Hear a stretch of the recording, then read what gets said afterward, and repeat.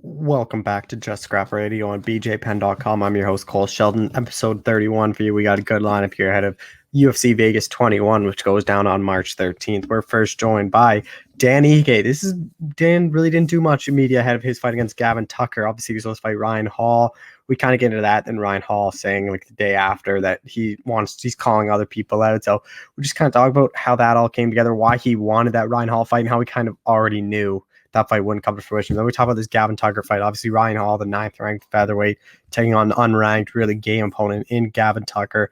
Really intriguing matchup. Dan knows he can't take Gavin lightly, but this is a fight that he needs to fight on this day just because he has a child being born soon. He needs the money and be able to spend some time with his wife. So a really interesting fight, and a really this has fight of the night written all over it. We're then joined by Eryk Anders to preview his fight against Darren Stewart.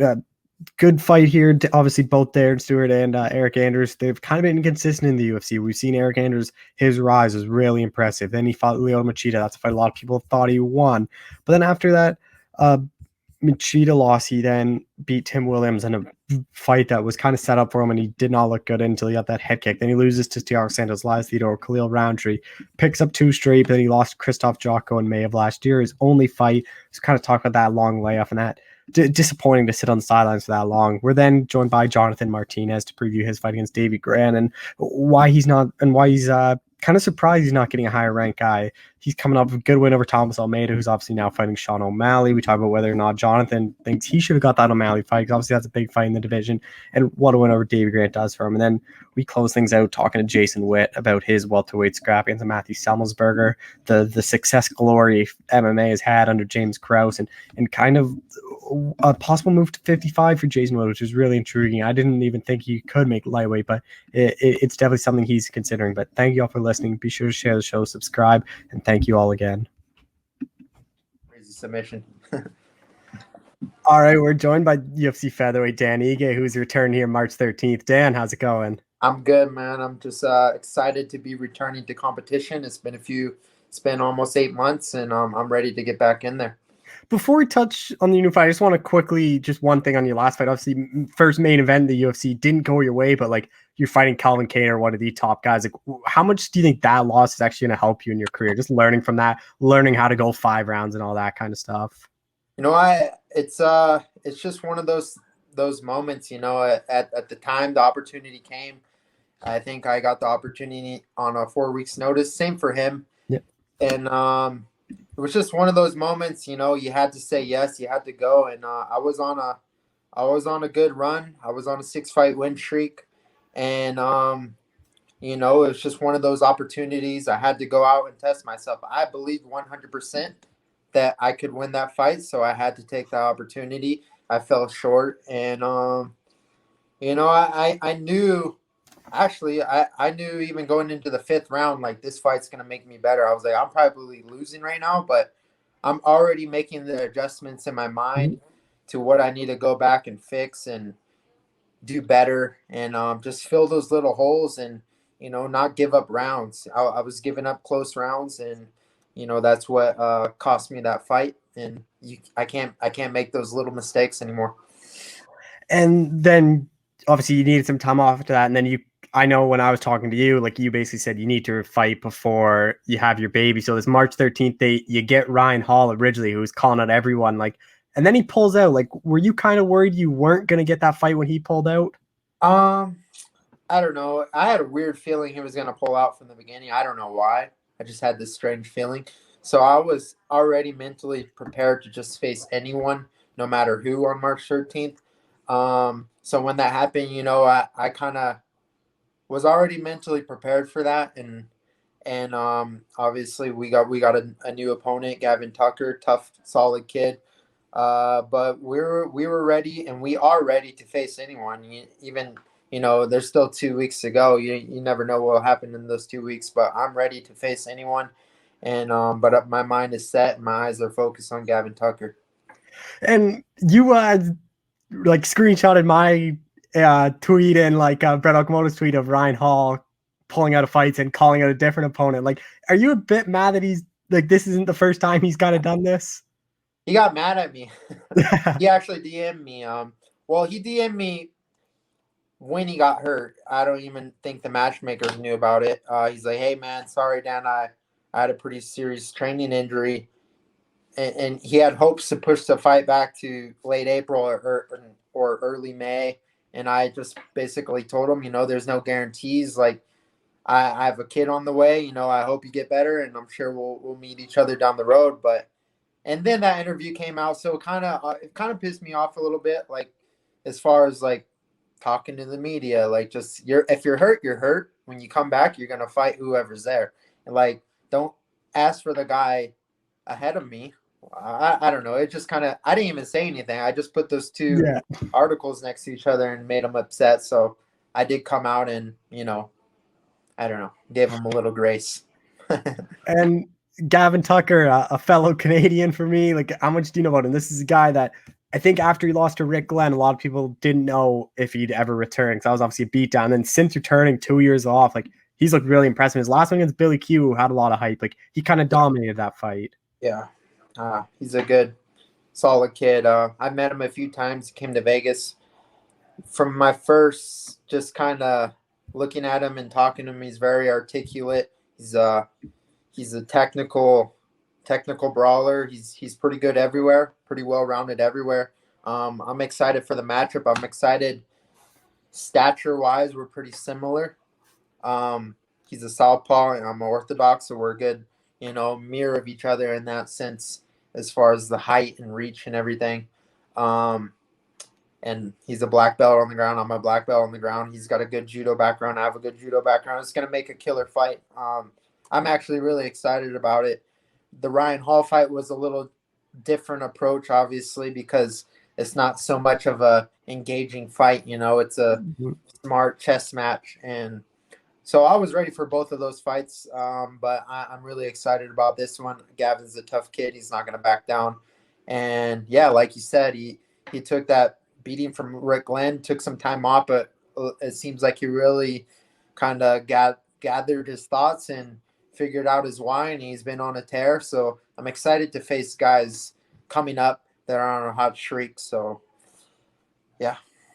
Are you a bit disappointed it's not a ranked guy? Because there were some ranked opponents underneath you that didn't have fight books. Like I thought of Shane Burgos maybe made some sense. But again, like I know with you, it was basically you need to fight March 13th because the baby's on the way. We tried. I think there were a few guys we were trying to get in that time frame. They even asked, I'm pretty sure they asked Arnold Allen, but he's like he was set. He was good with the Sadiq fight. We tried outside the top 15. We're trying for Cub. It was a big name that made sense. Wasn't ranked, but he has a lot of value to that. So we tried for that. I basically had a bunch of options I said yes to, and Gavin was the guy, and he stepped in, so he has my respect, and he has a big opportunity ahead of him as well. Did you think he'd be your opponent? Because he's actually scheduled to fight Cub Swanson on May 1st, so I don't really know what's going to happen to that matchup, because I was kind of surprised he was stepping up, but it makes sense for him because Cub Swanson, although he's a big name, like you are ranked 9th, so if he has a shot at becoming a top 10 featherweight. Yeah, and both of those guys have looked great and fantastic. I was hoping for the Cub because he's obviously a legend, and it would have been awesome to go head to head with Cub Swanson. But Gavin Tucker is another future legend, and I'm excited to go and battle with him. So it doesn't really matter. I just need a body to show up, and I'm gonna go in there and treat everyone the same. It doesn't matter if you're Edson Barboza, Mirsad Bektic, Calvin Cater, Kevin Aguilar. All these guys get treated the same, and I'm gonna go in there and be Dan Ige and do what I do. How do you see this fight playing out? Because to me, the way I look at it, I think you're better striker than what Gavin is, and I think your grappling. I think off your back, you're probably better. I think your grappling is kind of a wash. Where I don't really know if it's even going to hit the ground this fight. Yeah, I mean, I'm planning and I'm preparing to beat him everywhere the fight goes. That's as much as I respect him, I can't have that type of respect when I'm in there competing, and I have to go in there and I have to put on a showcase in every aspect of the game, whether it's striking. it's an MMA fight. You know, I have to mix things up. I have to go out there. I have to strike. I have to wrestle. I have to grapple, and I'm gonna show everything, and I'm gonna show my vast improvements. I've been since my last fight.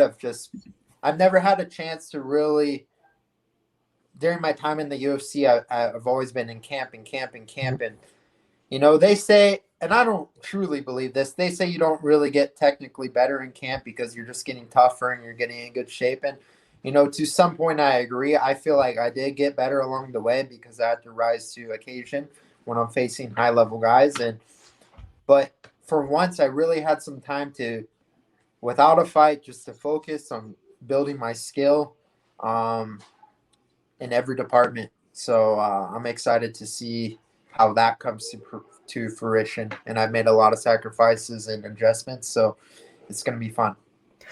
I don't know if you knew, but I was looking at this. Every time you lost, you've only lost twice in your career. Your next fight, you came back and got a first round finish. Like, well, what do you think that makes is where you've always rebounded strong right after a loss? Yeah, and it's weird. I've always gone on 6-fight win streaks too. I don't know why. Yeah. Even from an amateur, like I lost as an amateur, went on a 6-fight win streak. Lost as a pro, went on a 6-fight win streak. Lost in the UFC, went on a 6. I don't know. I gotta beat that. Six is boy. I need at least. I need to beat my own 6-fight win streak record. But that's the thing, man. I feel like you know I don't want to get counted out, and it's just maybe it's an ego thing, and I just come back better. And you know they say you never really lose until you give up. So you know, of course, I took an L on my record, but I'm not. I didn't lose the war. I'm still going. I still have goals to achieve, and I'm still aiming for the title. No matter my hiccups on the road, I'm still on the right path to success. Well, what do you think a win over Gavin does for you? Like, to me, I think obviously he's not ranked, but I think this just puts you right back to where you were right before the Calvin loss, where you kind of remind everyone you're a top 10 featherweight and you're going to get a guy ranked above you next time out. Yeah. Obviously, you know, I respect the rankings and whatnot, but there's a lot of guys that will sit out because they don't want to fight the guy below them, fight the guy. They only want to fight the guys above them. And I kind of think that's bullshit in a way. And, you know, it's just a good excuse to not fight. But you know, I've always been open and freely open to fight anyone. I think wins do the talking more than anything, and wins will earn you title shots. So, Gavin's a tough kid. No, it's not. No one. I'm sure anyone else in the top 15 isn't just going to willingly want to fight Gavin because they're ranked and they don't want to lose their number and he's tough. So, I'm one to take on those challenges, and but I will show why I'm number 9, and I'm not only number 9. I feel like I'm better than that, but I will show why I'm number 9. Are you excited to complete the little COVID trifecta? You've now fought Jacksonville, Fight Island, and now you're queuing off at the Apex. Finally, I mean, my whole UFC career, I've never fought in Vegas. I've been living in Vegas for 5 years, so I'm excited to get that home court feeling. I've been training over at the Apex weekly with some killer Russians, and so I walk in there every day and I just visualize, and you know, I feel at home. So when I make that walk to the cage on the 13th, I'm gonna feel where I belong. Well, obviously, you have the baby coming. What is it? In April, I think you said it was. The potential due date is April 9th, but I mean, my wife and I think it's gonna come a little earlier. We don't. I mean, you never Yeah. know. 37. She's 34 weeks right now. 37 weeks is technically full term, so it could happen. You never know. So obviously, then the focus becomes to being a dad. So like, you get your Yeah. hand raised here. Like, when's that ideal time frame? Because I'm sure you obviously want some time off, spend it with your wife, spend it with the kid, and whatnot. I'm definitely going to take a little time, not too much, but I'm going to take a little time. You know, I owe my wife that more than anything. She's been putting up with me every day and just carrying a child in her. And I want to be there as my first kid. I want to be there as a dad and just watch him grow and go through that hectic life for a little bit with no sleep. And, but after, you know, at least a couple months, I'll be training here and there, but it's too hard to say because I really don't know. But Yeah. you know, obviously with a win over Gavin and having the kid, I'd probably expect to at least get back in there, you know, late summer, early fall. And I still plan to fight 3 times this year. So even as a dad. And you're someone that likes to be active, but with your last fight going 5 rounds, like obviously you had to take some time off, but do you think that's going to benefit you here where you proved your cardio go 5 rounds? So now going 3 rounds, like you could push a real hard pace over 3. Yeah, I agree. I feel like, to be honest, like even going into that 5-round fight, not knowing what it's going to be like and how it's going to feel, and not having a full at least 8 weeks of preparation going into that, I didn't know what to expect. But to be honest, the 5-round was almost easy. There was never a moment I went back to my stool in all 5 rounds that I felt like out of breath or winded or tired. And maybe that's me, kind of holding back a little bit and not giving my full 100%. But it's definitely I learned a lot. I learned I could go harder in certain rounds and this and that, but definitely 3 rounds. I could do anything hard for 15 minutes. I've trained that all the time. My whole life, I can do anything hard for 15 minutes. And that's all I plan to do in this fight.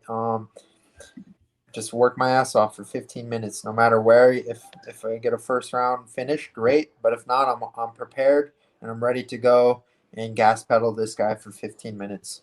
And just last thing, like I know it's kind of hard to tell, but like you're a guy that doesn't call out. You call your shots if you want it. Like, is their name ready, or is it just basically too hard to tell just because of the kid? You don't really know because there's some key featherweight fights coming up. It really is. I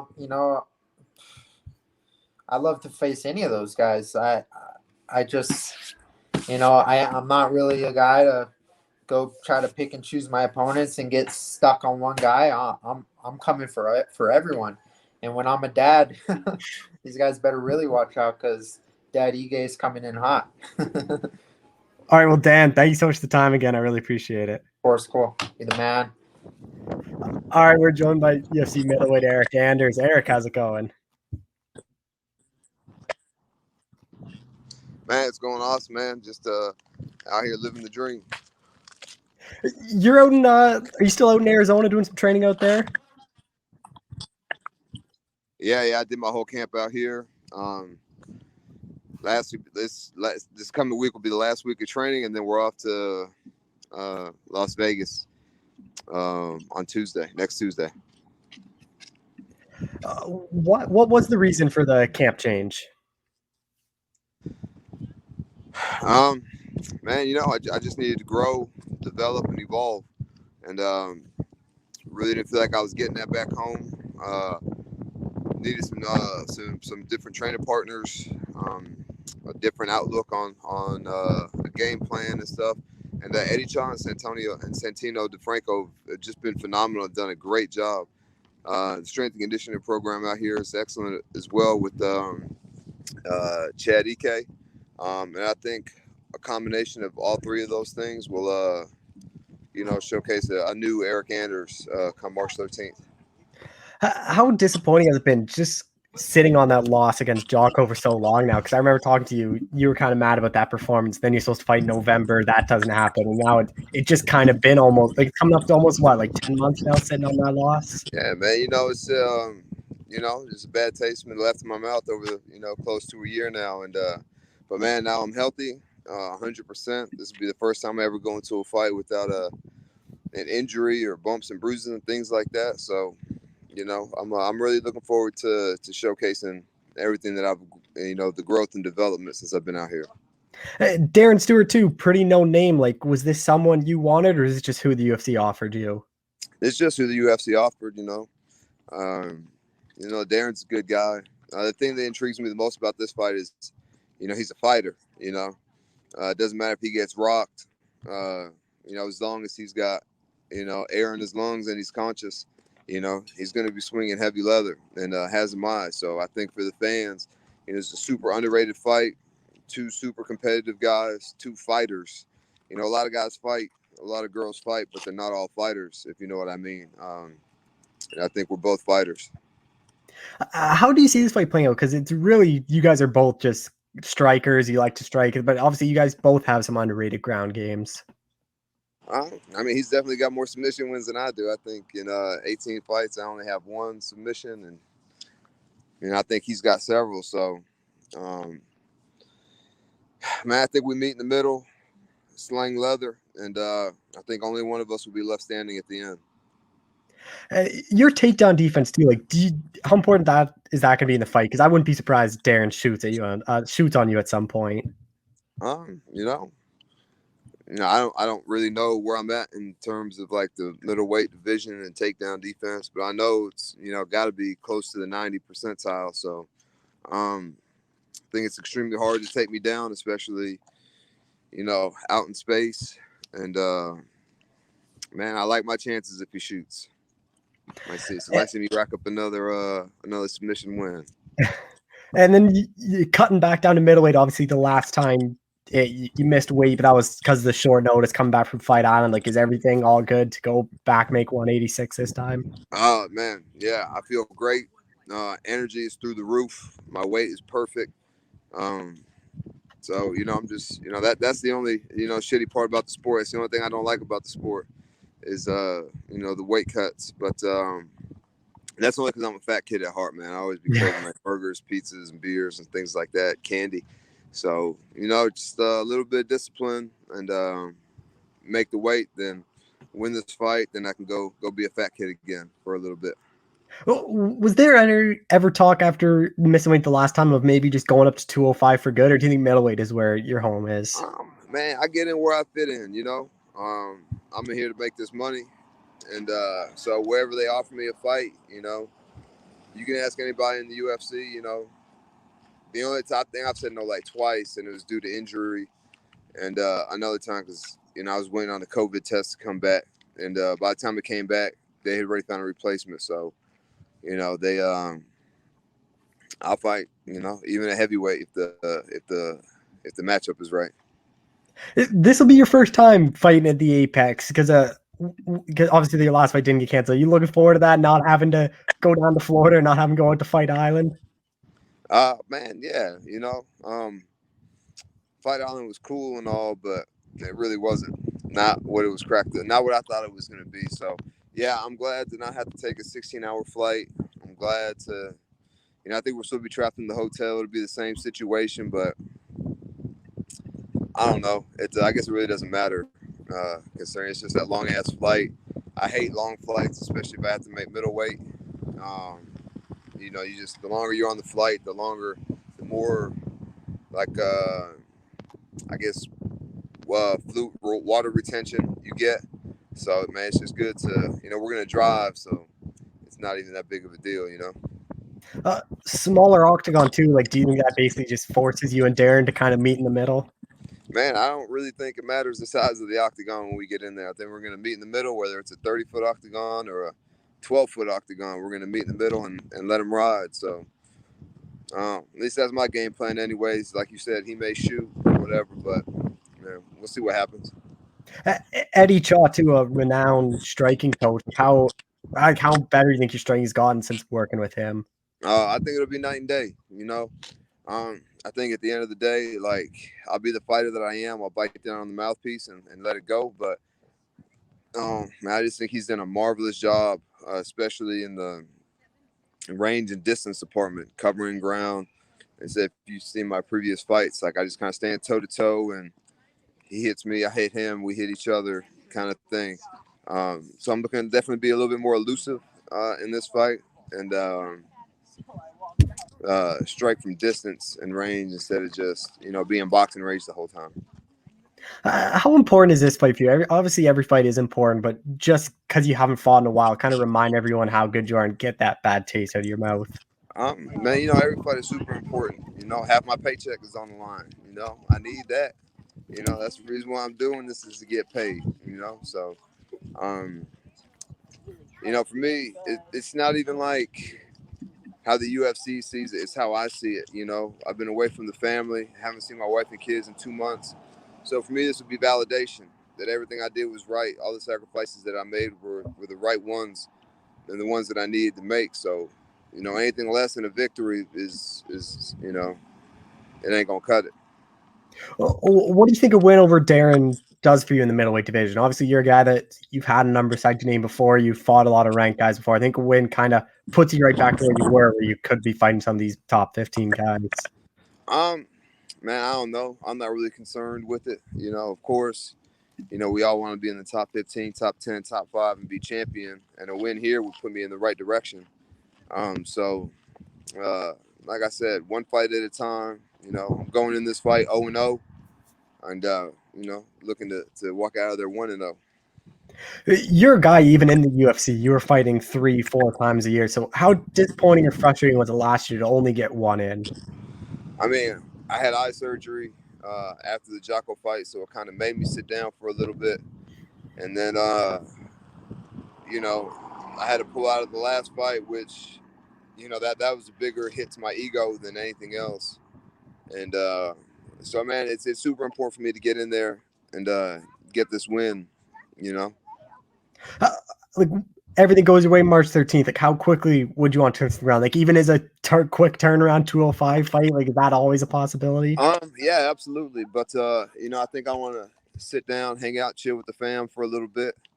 Like I said, it's been, they came out here for Valentine's Day, so I guess it will be a month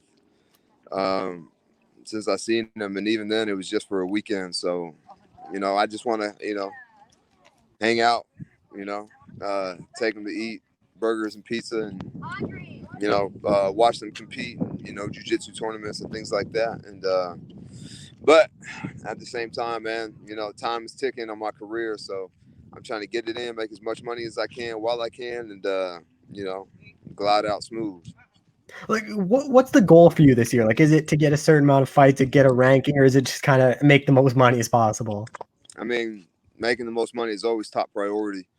Because what I'm trying to do now is set me and the family up that, I can retire whenever I want to retire. You know what I mean? I don't have to, be 40 years old or, fighting forever. So, yeah, I'm trying to rack up as much bread as I can. Obviously, the more wins you get, the higher ranking you get, the more money you get. So it's all a combination of the three. Just a few more things. Obviously, one of the main pupils at Fight Ready is Henry Cejudo. Has he been in the gym lately? Yeah. He's a phenomenal coach and a MMA mind to speak to. Coming from wrestling, and then I think he won his first 10 fights by knockout. So, he knows what he's doing, and he's another guy who talks about range and distance, and disguising your movement a little bit. So, man, you just a lot of people in my ear and showing me little tricks and to the trade about covering ground, and it's not very conducive to a long career to play sock and buck and robots. Every time you go out there and fight, I've had my face broke, my nose broke, my jaw broke. So, man, if I want to keep doing this for a while, it's better to give than receive in the sport. And obviously, Cejudo, world-renowned, like Olympic gold medalist in wrestling. Like, although he's a lot smaller than you, like, do you still get a kind of some insight from him on the wrestling aspect of the game? Yeah, absolutely. I think at the end of the day, wrestling is wrestling, and like disguising your wrestling with strikes and things like that instead of just wrestling or just boxing or just kickboxing or just one or the other. Putting it all together and doing MMA. Not that I even plan on wrestling at all, but man, if I get rocked, then wrestling may be the answer. To recover, clear the head a little bit, then get it back to the feet. So, anything that somebody of that caliber has to say, you should definitely listen.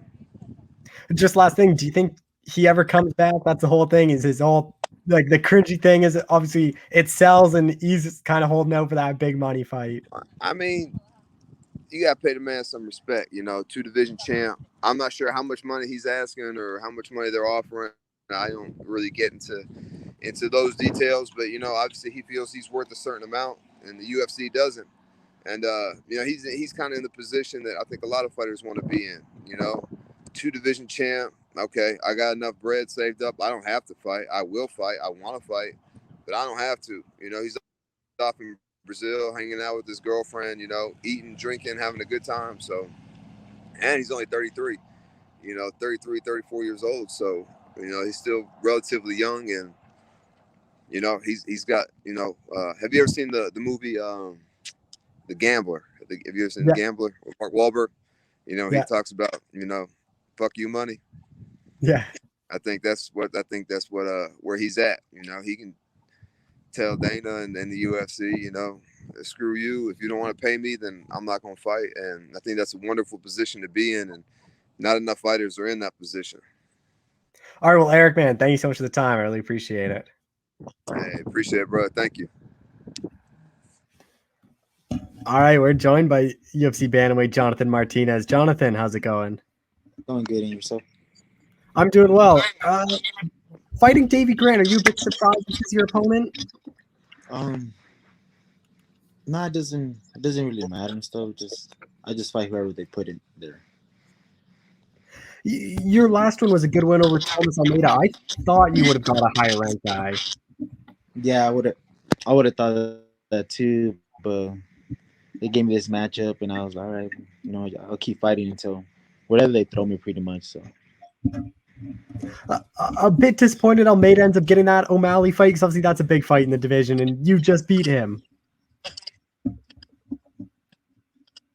yeah, I know.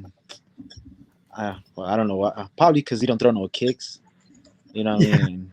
And if I would fight Sean, I'll throw a lot of kicks. You know.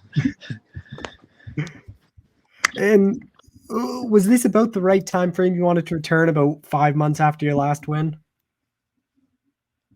Yeah, I wanted to fight sooner, but they got me this matchup. I've been on this match about 10 weeks already, so you know I've been staying ready and stuff. Glad you're not going out to Fight Island again, or do you wish it was actually out there? Nah, not really. I didn't really like it over there. It was just Yeah. I had to sleep in the time, so yeah, it was bad. So I'm happy to fight here in Vegas. So Davey Grant, like coming off a big knockout win over Martin Day, 2-fight winning streak. Like, what have you taken away from his last couple performances? they've been good. You know, I really think he's a good opponent for me. So he's a tough guy. So it's gonna be a good fight. Do you see similarities between him and Thomas Almeida? They're both like primarily boxers with a lot of knockout power. Yeah, in a way and stuff. Yeah, pretty much, yeah. How do you see this fight playing out? Because you're a guy that you can always get that knockout. Like the knees are always there, the kicks are always there, but then you have a very underrated ground game as well. Oh man, honestly, I don't like saying like how. Yeah. I just know March 13. You know, I'm gonna get my hand raised and stuff. You know, I don't know how, so we'll see. What do you think a win over Davey does for you?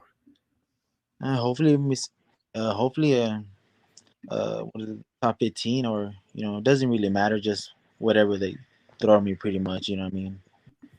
A win's a win. You know.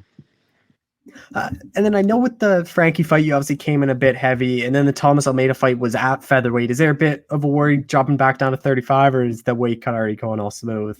No, everything's going good. You know, I don't have a problem. I used to fight at 125, so Yeah. 35, so yeah, won't be a problem. Still doing this camp out with like Chris Gutierrez and Factory X and all them? Yes, I'm still there. You know, Oh, what's that like? Is Mark Montoya one of the best coaches in MMA? man, he's a really good coach, man. He knows what he's talking about. You know, he knows a lot of things. You know, he helps a lot of people out, and just the gym. I mean, there's a lot of tough competition in there, so you know, it's always makes it fun training with all those good guys and stuff. We've seen Davey Grant get submitted before as well. Like, do you think that's a path to victory for you? Is taking this fight down to the ground? Not really. You know, I just keep it the same. You know, standing. If it goes on the ground, you know, we'll go to the ground. But you know, just do what I always do. Your last fight, like, were you a bit nervous going to the scorecards? I thought you won all 3 rounds against Thomas Almeida, but again, I thought you won 2 out of the 3 against Andre Ewell, and you never really know what the judge is. Yeah, man, I don't know. I was just in the moment. At first, I was just in the moment like, damn, I just fought him, you know, because I used to look up to him and stuff. Yeah. I just wanted to raise my hand. I was just, oh yeah, I won. But I was always a big fan of him. You know, I still am. Oh, those past 2 wins, like are those the top 2 wins of your career so far? Frankie Saenz, kind of like a OG of the bantamweight division, then Thomas Almeida, like that's a guy a bunch of people grew up watching. Yeah. I don't know. I feel like all the fights are, every fight is like hard and stuff. So I see everybody as, top competition because they want the same thing. They want to move up. So it's all the same. And I know one of your close friends is Chris Gutierrez, and he obviously got the win over Andre Ewell. What was that like seeing that? Like, was that kind of revenge for you? Yeah, pretty much. Yeah, that's what he says. Yes, I guess I got to say my big brother and stuff. Nah, but it was good though.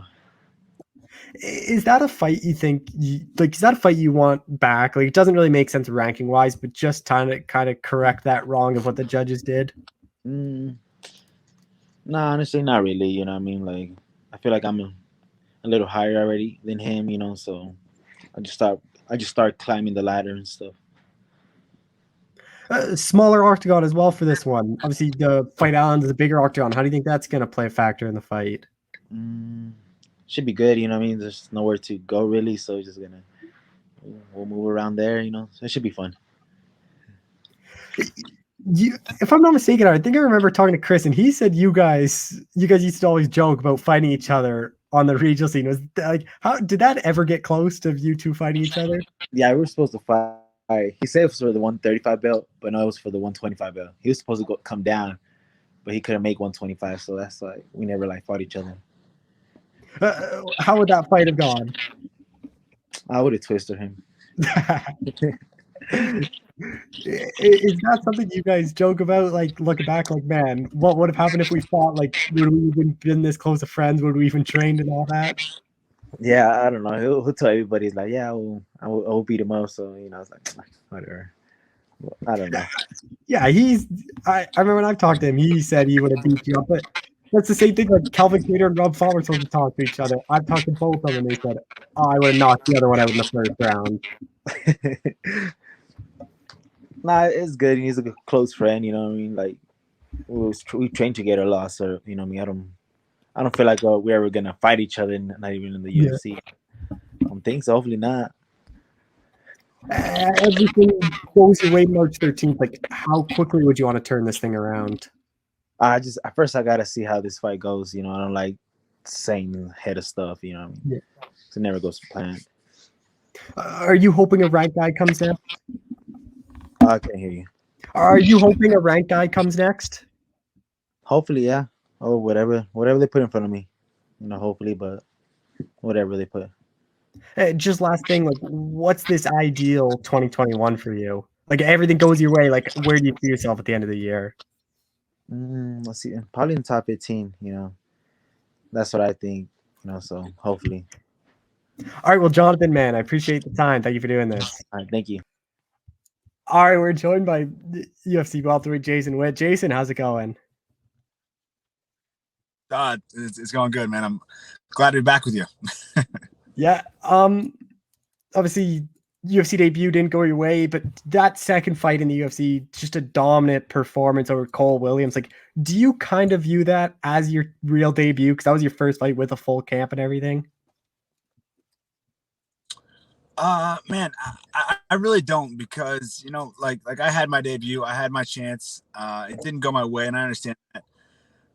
You know what? Like there's no comment box. There's the win-loss section. Like, yeah, I lost the fight. I won the second fight, so I'm 1-1 the UFC. So it's not my debut.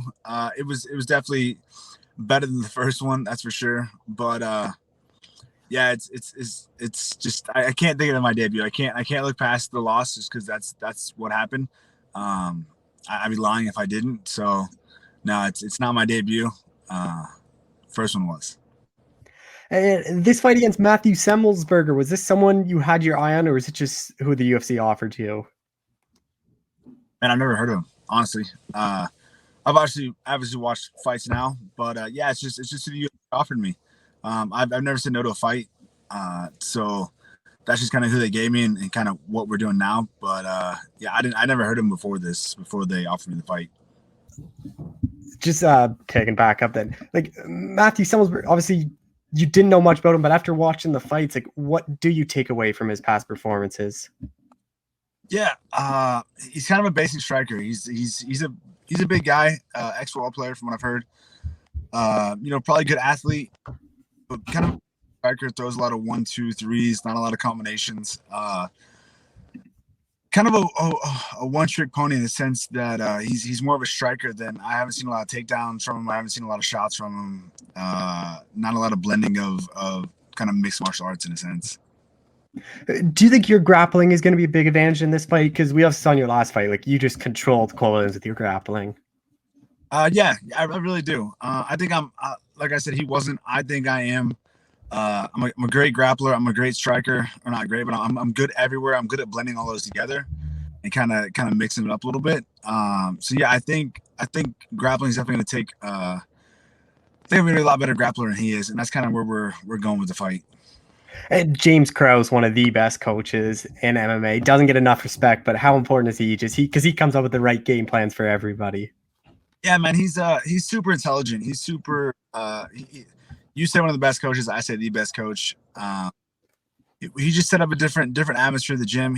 He's one of those students of the game that like breaks down fights and like he'll watch a fight from a fighter's perspective, from a fan's perspective, from a coach's perspective. Like he'll watch fights over and over again, and just kind of break stuff down and really set up a game plan that's successful for what you do, not just the overall like, hey, this is what everybody does. This will work. Like it's more for like you do this well.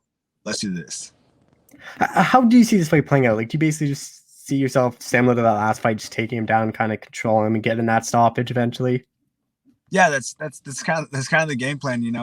Somebody asked me, they're like, "Do you plan on doing your signature move?" And I'm like, "What's my signature move?" Like picking him up and carrying him across the cage. I'm like, you know what? If that's what happens, that's definitely what I want to do. That'd be cool. But yeah, I really see this kind of going the same way it did last time. Taking him down and kind of controlling the ground, and then TKOing him in the second round. What do you think a win over him does for you? Obviously, welterweight's kind of stacked, but 2 wins in a row kind of gets some momentum behind your name. Yeah, I don't know. I'm just here to win. That's all I care. You know what I mean? I show up and I fight, and if that puts me a little further in the rankings or puts me closer to getting a ranked name or something like that, then I'm cool with that. But you know what? They give me the name, and I'll just fight whoever it is. I heard that you were talking about maybe going down to 55. Is that true? Yeah, we've talked about it. I got to go to the institute to kind of run some tests to see if that's a possibility. Not a huge welterweight, so it's definitely it's something I've done before in my past career. It's not something I want to do by any means necessary because I feel really good at 70 and I like being at 70 and the lifestyle's a little bit different. 55 is going to be more or less like an 8-week cut. It has to really be strict on what I do. But yeah, it's definitely something. If it works for my career, if it's what I need to do for my career, then that's something I'll have to do. It's something I'll look into after this fight for sure. You'd be that like perfect 165er then if that division ever gets created. 100%. I mean, I fought at 62. I fought at 60. I fought at 58. I fought at all those like middle catch weights fights before. So yeah, 65 would be just that perfect class for me. Who are the main guys you're working with at Glory MMA? I assume like Derek Minner just had his fight. Like just kind of those guys all that are fighting around this date. Yeah, I mean, everybody got fights coming up. There's not a UFC person in our gym that doesn't have a fight coming up. I put in a lot of work with Julian Marquez for his last fight. Yeah. I was very similar to Maki, so I put in a lot of work with him, and he's a lot bigger than I am. Obviously, I don't know if you saw him in the cage because he was freaking massive. But I've worked a lot with him. I've worked a lot with Grant Dawson. I'm freezing or not, but worked a lot with Grant Dawson, who's a fantastic grappler in itself. That kid's a monster, and people don't know what that kid's capable of. Obviously, work with the, Zach Cummings, James Krause, a lot of newer guys people don't know, like Devin Weber, people like that are coming up on the scene. Just a lot of the guys at Glory, but a lot of rounds with Julian, a lot of rounds with Grant. Glory MMA is kind of on this hot streak right now. Is there a bit of pressure on you to keep it going? No, it's not. It's not. Krause really preaches. It's not. Don't be results driven. Be performance driven. Like just go out there and do your best. And that's all you can really do. So there's not a lot of pressure. It's just. I'm gonna go out there and win regardless. So it's not about the pressure of our team winning or what happens there. It's more about the performance of what I know I'm capable of. How weird is it when everyone gets to the UFC? Like, you imagine these sold out arenas and everything, and you're 3 fights in, still fighting in front of no one. I don't know. I can't tell you because I never fought in front of anybody. Yeah. Fought in the UFC, I never fought in front of anybody. So I don't mind it. I really don't, because the last fight, I took Cole Williams down, and I bloodied him up quite a bit. And Cross was 3 feet away from me, and he's like, "Hey man, you got a pretty nice cut on him." I'm like, "Yep, I can see that." Like, we had a conversation, 2 feet away, and you can't do that with 60,000 people in the stands. Which I don't know if that's fun or not, but right now I'm just kind of enjoying the fact that Cross and I can have a conversation while fighting. Do you think that that's going to be a big difference for a lot of fighters once this is all over? Because you see the UFC signing so many fighters, and they aren't used to fighting in front of 20, 30,000 people. And then other fighters like Tony Ferguson, they need the fans to really hype them up. Yeah, that's a good point. Never thought about that. I don't know. I mean, I fought in front of maybe 2,500, 3,000 people is the most I've probably fought in front of. So I'm not used to a huge crowd. So yeah, I guess it probably does play an advantage. But my last fight before I made in the UFC was like 33,000 people, somewhere around that. I don't remember the exact number. But it kind of does pump you up a little bit. It does help you out a little bit. But at the same time, I'm there to get the win, and that's what my coaches and I are working on. And if that's no crowd or crowd, I'm still an entertainer. I'm there to entertain the fans. So I mean, we got TV for that, but I'm there for the win, no matter what. Everything goes your way March 13th. Like, how quickly do you want to Instagram? Because you're a guy that, based off your career, like, you like fighting pretty often. Yeah, I do. That's really going to depend on if I go to 55 or if I stay at 70.